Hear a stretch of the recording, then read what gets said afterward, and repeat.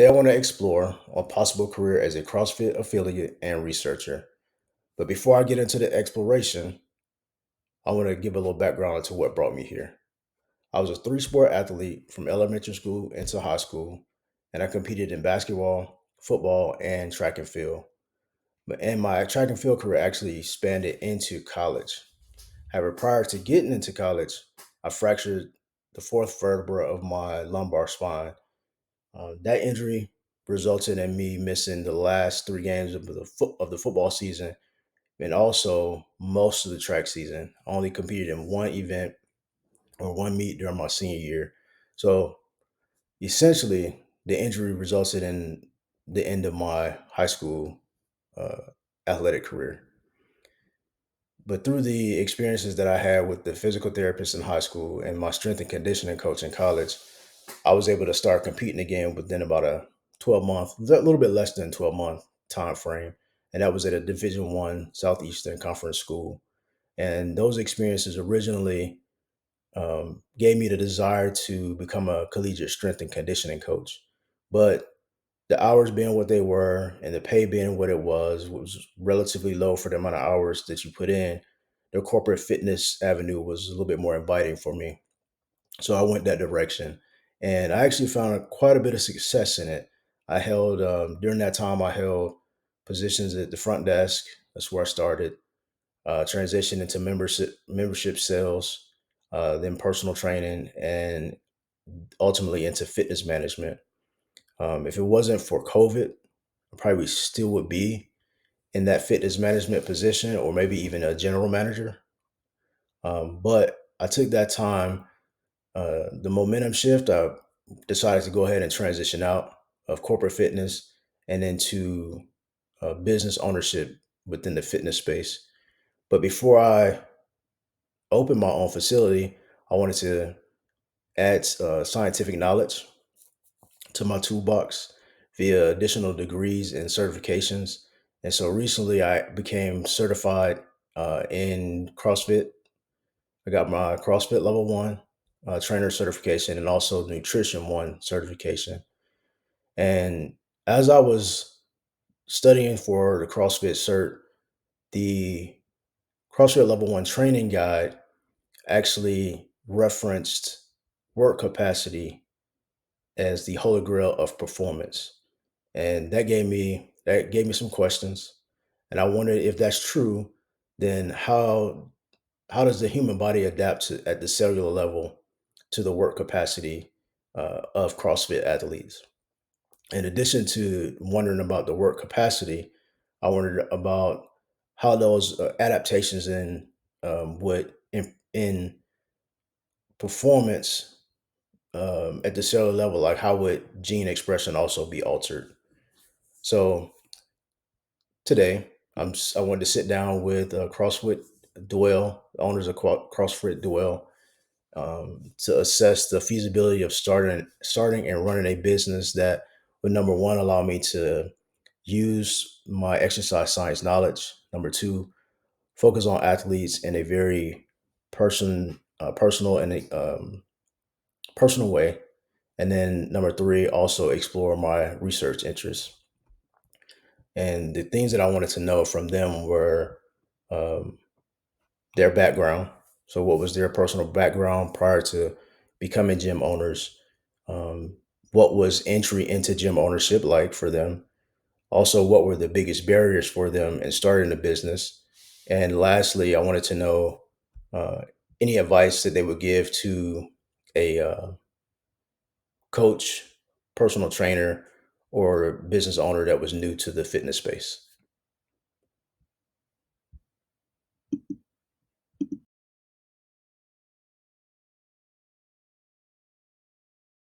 Well, I'm Lauren. I first got into CrossFit kind of off and on because my dad did CrossFit, and he found it back in 2007 after he had his first heart attack. Um, he was healthy at the time, but he ended up finding CrossFit as a way to trust his body after that first heart Right. attack. So he started doing it in 2007, and at that point I was still in school. So I kind of would dabble in it. but I didn't know really what I was doing at that point, and I also would not push myself because I was by myself in the basement. So I found the gym that was in this location originally in 2015, and I joined as a member, and that same month I got my level 1. I was not intending to be a coach. I just wanted to learn more about CrossFit. So took my level 1, and of course that kind of started to lead into the owner being like, hey, can you cover some classes here and there? And then eventually I started coaching as my only job in 2017. But I originally joined the gym because I knew that I wanted to get better at CrossFit and I wanted to dive into it more, but I didn't have the discipline to do it by myself. And the guidance. Like, there weren't as many videos and resources at that point with how to do things. So I needed the coach to help me actually learn. But that's how I got into it. I'm Natalie, and I'm Lauren's mom. I started exercising pretty young. My mother did aerobic dance at the YMCA. So as a little kid, I was on the sidelines doing aerobic dance with their classes. When I was 15, or actually I guess when I was 13, I was allowed to join the class officially, so I started doing it then. And then when I was 15, they invited me to be an instructor.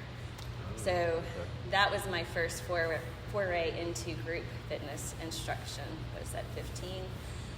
So I did the aerobic dance, and there were a couple of other little classes that were similar but not dance, but still the group focus. And did that all through high school.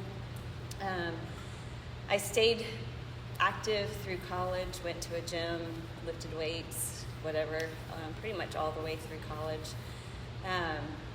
And after I graduated and got a job and everything, I don't think we did much for a little bit when I was first working. But later on, I started teaching group classes again, and then when we moved here, I was a stay-at-home mom at that time, homeschooling my girls, and I just needed to figure out when to exercise and needed to get back into it. So I did a lot of DVDs at home before the girls woke up. So that was kind of my staple pretty much the whole time the girls were in school.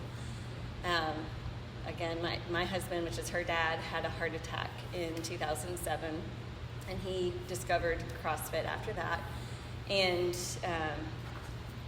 he would come home and just be so sore and talk about the workout. And I said, "This is crazy. Why are you doing this? This sounds insane. Why would you do anything like this?" And so I was a long time coming to CrossFit. So he started in 2008-ish, and I didn't join here, which was the previous gym, until January 2017. I put it off that long. I saw how Lauren was growing in it. Of course, I saw how my husband was growing in it. But sometimes with spouses, you don't always pay attention as much. But one day, the owner of the gym typed something on their Facebook page. I don't even remember what it was. And I said, "One day I'll be brave enough to come." And he said, "How about tomorrow?" And so I did. I showed up the next morning, did the little intro 30-minute session, and then I was in. Boom. And haven't looked back since. Before that, I was teaching a class called PIO, which was a combination of Pilates and yoga. That was through Beachbody. And I had my ACE group fitness certification, still have that. So I've been in the fitness field for a long, long time.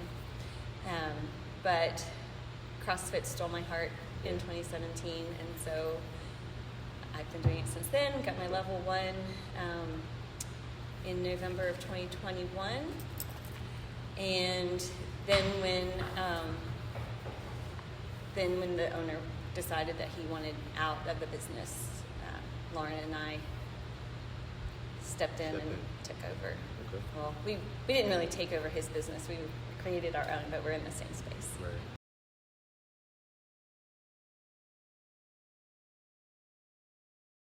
It's constantly varied, and it's challenging.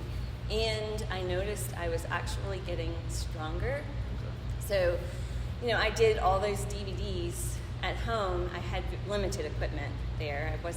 I didn't have a ton of equipment, but a lot of it was just basic dumbbell movements, single hinge or whatever, not a lot of complex movements. What I noticed afterwards was how full body the movements are here. They challenge you physically, but they also challenge you mentally, and that was fun. It was exciting to accomplish a really difficult workout here. In the morning I would get up and I'd do the same thing on the DVD, or even with the group fitness aerobic dance, you do a session and you're pretty much doing the same thing for 8 to 12 weeks, with a little bit of switch up with songs, but it's still the same movement. So you're not getting as much variety. This is the variety makes you stronger and gives you more capacity as far as cardio and endurance and stamina and all of that. You build that much better through CrossFit than in any of the other things that I did.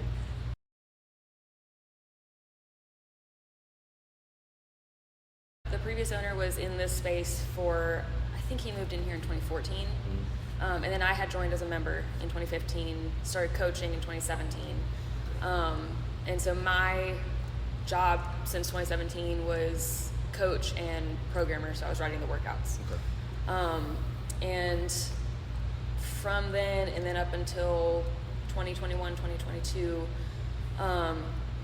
he was burned out, basically. So we could tell he was, his heart was not in it, and that reflected in the membership base and the business.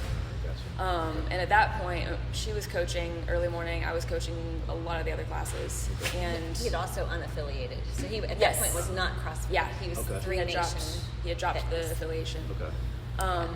So we were still doing CrossFit, but we couldn't call it that, and you didn't really know what we were with the name that he had. Right. And we could tell for probably about a year leading up to before he asked us if we wanted to take over. Yeah, good times. So we had mentioned to him in, I think, December of 2021 that, hey, if you are ever looking to get out of this, please let us know. And so then he came to us in April and was like, were you serious about that? And so then there was a lot of back and forth with, were we serious about that? What does that look like? We ended up basically buying the equipment and the membership base that was here. But again, his business was not doing well. So we bought the equipment and the members and then built our own brand. And we wanted to become CrossFit. Yeah, we wanted to re-affiliate. You can't use the same name. Yeah. Again. Yeah. So that was one of the first things that we tried to do. We made our own LLC and then affiliated as CrossFit Dwell. And so then we opened as Dwell in August of 22. So how did y'all feel comfortable with the business aspect of it? Because you were coaching, but coaching in business is different. Yes. I know. I don't know that so from my perspective, I saw the struggles that he had, and I saw how he burned out. And so I knew, obviously there's a way to go about this that can lead to that. But the biggest thing that I think motivated us to take over and actually do this, we were praying a lot. And asking for a lot of people's advice and help. But every time we thought about the people that we did have scattering, we just couldn't bear it. We were like, we can't just let them go wander out into the world. Like we wanted to keep even though it was a smaller struggling community at that time, we wanted to keep them and keep helping them. Okay. So that was a big factor in us deciding to move forward with it. And then after that, of course, there was a lot of learning with what a business involves. Right. And I think it was about a year or so in, we decided to join a mentorship program for gyms specifically to help with that. Okay. And that has been probably the biggest game changer with the business side getting better. I would say too, it was for me a big turning point. My husband had passed away in May of 21, and I was still trying to figure out I had been a preschool teacher for a limited time, and I knew that was not going to be the thing that was going to sustain me throughout. It was exhausting. Right. And I loved it, but it was exhausting. And the other aspect of it was I was, beyond the not wanting everybody to be scattered, it was really about me trying to, I would always wonder if we didn't do it, if I could have done it. Okay. It was kind of that I would not know if we didn't try. Mm-hmm. And so that was definitely a part of it. Okay. It was scary for me in particular. I think less for Lauren. But, I was in my 50s. Right. Retirement is looming large, and you don't want to mess up financially. Right. You don't want to mess up, you don't want to lose time in all of that. Mm-hmm. So it was scary.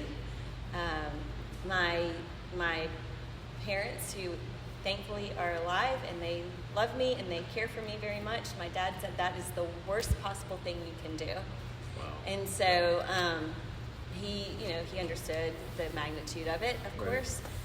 They're 100% behind us now, but initially, that was their perspective. Right. So I had that playing in my head, but then at the same time, but what if I can do it? So there were two things playing in my mind as we went in. So it was terrifying, to be honest. Okay. So And it was terrifying the first couple of years. I'm of just course. since we start the mentorship, Yeah. I feel less terrified. Okay. But the anxiety was very high for me the first couple of years. The big thing that anybody who's wanting to start a business, and this is something the mentorship has taught us, is you have to have systems. Just like McDonald's has systems. You're going to get the same food no matter what McDonald's you go to, the same kind of service, the same everything. Right.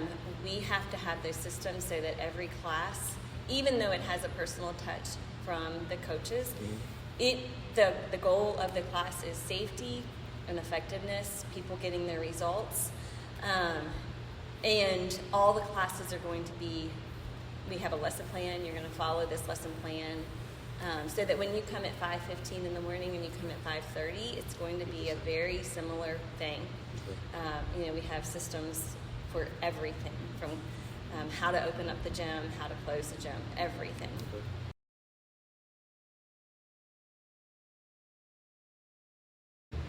The business side of it. I mean, the fun part is the coaching part. The business part is, it's all consuming. We've got to be social media experts. We've got to be payroll, human resources, accounting. Thankfully, we've got a bookkeeper, that is all set up. But there's, everything that's involved, taxes, where we are, you get taxed by Cobb County and Kennesaw and Georgia and the United States. So it's all that. You need to cover your expenses. So, and initially it was like not having time off, really. Especially together. This was the first year. She dragged me away together so that we could go as a family on a vacation. Right. And this was our third year in. And I was not sure we could do it. We did it, but it was It's just that's a barrier. You have to think about having boundaries around your personal life. We'll get texts at 9:30, 10:30, 2:30 in the morning. It's just you don't know. So it's being a business owner is a totally different animal than being a coach.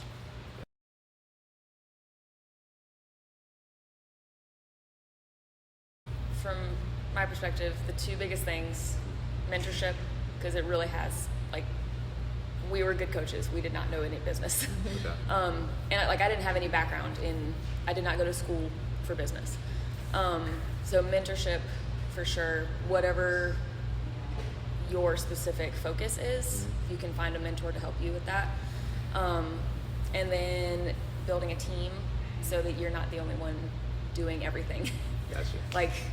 Tiffany is a big reason things have gone well because she helps so much. Yeah. She cleans the gym, she coaches, and we're gradually building up our team to have more people so that we also can have more flexibility with our own time. Right.